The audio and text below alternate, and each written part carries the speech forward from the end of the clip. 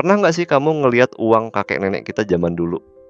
Warnanya beda, bentuknya beda, bahkan ukurannya juga nggak sama kayak uang yang kita pegang sekarang. Rasanya kayak lagi megang artefak sejarah, padahal itu cuma uang buat beli barang sehari-hari, ya. Tapi yang menarik, perubahan uang dari dulu sampai sekarang itu bukan cuma soal desain, ya. Ada banyak cerita, alasan, dan bahkan drama ekonomi di baliknya. Dan yang lebih penting, uang zaman dulu dan sekarang itu mencerminkan cara manusia beradaptasi dengan zaman. Tapi, kenapa sih bisa berubah sejauh itu? Coba deh bayangin, kamu hidup di tahun 1950-an. Waktu itu, kakek kamu mungkin bisa beli nasi bungkus, cuman dengan beberapa sen. Sekarang, bahkan Rp5.000 aja belum tentu cukup buat beli kopi susu di pinggir jalan. Tapi tunggu dulu, ini bukan cuma soal harga yang naik, gitu ya. Nilai uang itu sendiri juga berubah. Uang zaman dulu dibuat dari bahan yang beda, fungsinya beda, bahkan cara orang mempercayainya juga beda. Ya, kita mulai dari yang paling dasar. Uang itu sebenarnya apa sih? Sering kita kira uang itu cuma alat tukar. Padahal lebih dari itu, uang juga cerminan kepercayaan. Nah, coba pikir, kamu percaya uang kertas Rp100.000 itu bernilai karena apa? Karena ada tanda tangan Gubernur Bank Indonesia atau karena bisa ditukar barang di minimarket. Padahal secara fisik itu cuma kertas kan? Tapi semua orang sepakat kalau itu punya nilai dan kepercayaan kolektif itu yang bikin uang bisa berfungsi. Nah, zaman dulu, uang seringkali berupa logam mulia seperti emas atau perak. Kenapa? Karena orang percaya nilai logamnya itu sendiri. Emas tetap emas, dimanapun kamu berada. Tapi makin lama, sistem ini jadi kurang praktis. Bayangin aja kalau kamu mau beli rumah dan harus bawa sekoper penuh koin emas. Capek dong. Maka muncullah ide uang kertas yang awalnya cuman surat janji dari bank bahwa kamu bisa tukar kertas itu dengan emas. Ini dikenal sebagai sistem gold standard. Tapi sejarah berkata lain. Krisis demi krisis bikin negara-negara mulai melepas hubungan uang dengan emas. Sejak saat itu, uang jadi sepenuhnya berdasarkan kepercayaan, bukan lagi emas di baliknya. Uang kertas zaman dulu yang ada gambar Soekarno misalnya, sekarang jadi barang koleksi karena nilainya udah nggak berlaku di sistem keuangan kita. Tapi dulu itu sah-sah aja buat beli sepatu, beli ayam, bahkan bayar dokter. Masuk ke masa yang lebih modern, kita lihat perubahan bukan cuma dari bahan dan bentuk uang, tapi juga cara kita menggunakannya. Dulu orang pegang uang fisik, sekarang banyak dari kita bahkan jarang pegang uang tunai. Uang udah berubah jadi angka digital di aplikasi dompet elektronik. Dan ini bukan sekadar perubahan teknologi, tapi juga perubahan cara berpikir tentang uang itu sendiri. Uang sekarang bukan lagi sesuatu yang kamu simpan di dompet kulit, tapi sesuatu yang kamu tap lewat ponsel. Dan hal ini bikin kita bertanya, kalau uang sekarang udah jadi digital, apa mungkin nanti uang fisik benar-benar hilang? Mungkin kamu berpikir, tetap aja kita butuh uang kertas kok.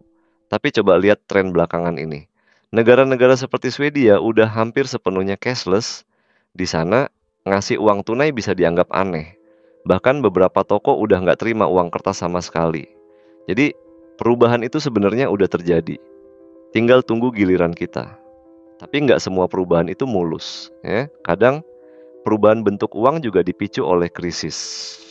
Misalnya waktu Indonesia ngalamin hiperinflasi tahun 1960-an, uang dengan nominal ribuan rupiah tiba-tiba dicetak karena nilai uang lama udah nggak ada artinya. Pemerintah waktu itu bahkan pernah menghapus 3 nol dari mata uang. Bayangin deh, uang Rp1.000 jadi 1. Kalau kamu punya gaji Rp1.000.000, langsung turun jadi Rp1.000. Ngeri kan? Dari situ kita bisa lihat, uang itu bukan benda mati. Dia berubah seiring waktu, dipengaruhi politik, ekonomi, bahkan teknologi. Tapi ada satu hal yang nggak berubah. Uang selalu mencerminkan siapa kita sebagai masyarakat. Nilai-nilai yang kita anggap penting, hal-hal yang kita percayai, dan cara kita bertransaksi satu sama lain, semua itu tercermin di uang yang kita gunakan. Coba kamu lihat uang Rp50.000 yang ada di dompet kamu. Di situ ada gambar pahlawan, lambang negara, dan mungkin kamu anggap itu hal biasa. Tapi pernah nggak kamu mikir, kenapa mereka yang dipilih jadi ikon uang? Apa nilai yang mau disampaikan pemerintah lewat desain itu? Dan bagaimana kalau suatu hari nanti, uang kita cuma berupa avatar digital di metaverse? Masih relevan nggak tuh gambar pahlawan? Pertanyaan lainnya, kalau uang zaman dulu terikat pada emas, dan uang sekarang terikat pada kepercayaan, kira-kira uang masa depan akan terikat pada apa? Data, identitas, atau bahkan reputasi sosial? Jangan-jangan nanti nilai uang kamu ditentukan oleh rating online kamu, kayak di film fiksi ilmiah. Mungkin terdengar aneh sekarang, tapi siapa sangka dulu orang juga menganggap aneh kalau uang nggak bisa ditukar emas. Dan nyatanya sekarang kita semua pakai uang fiat. Jadi wajar kalau kita mulai bertanya-tanya kemana arah evolusi uang setelah ini. Buat kamu yang suka ngumpulin uang lama, kamu sebenarnya lagi ngumpulin potongan sejarah yang sangat penting. Setiap desain, setiap bahan, dan setiap angka nominal punya ceritanya sendiri. Dan buat kalian yang hidup di zaman serba digital kayak sekarang, kita juga lagi jadi bagian dari perubahan besar. Siapa tahu 50 tahun dari sekarang, uang kertas kita hari ini bakal dipajang di museum dan orang-orang bertanya, kok zaman dulu orang pakai ini sih? Akhirnya, yang bisa kita lakukan sekarang adalah belajar dari masa lalu, sadar dengan kondisi hari ini, dan siap menyambut masa depan. Uang mungkin berubah bentuk, tapi fungsinya tetap sama. Alat buat bertahan hidup, berkembang, dan menjalin hubungan dengan sesama manusia. Jadi, setelah dengar semua ini, kamu lebih pilih pegang uang emas, uang kertas, atau saldo digital? Dan menurut kamu, apakah uang itu benar-benar punya nilai atau cuman ilusi yang kita sepakati bersama? Tulis pendapat kamu di kolom komentar, saya pengen tahu perspektif kalian.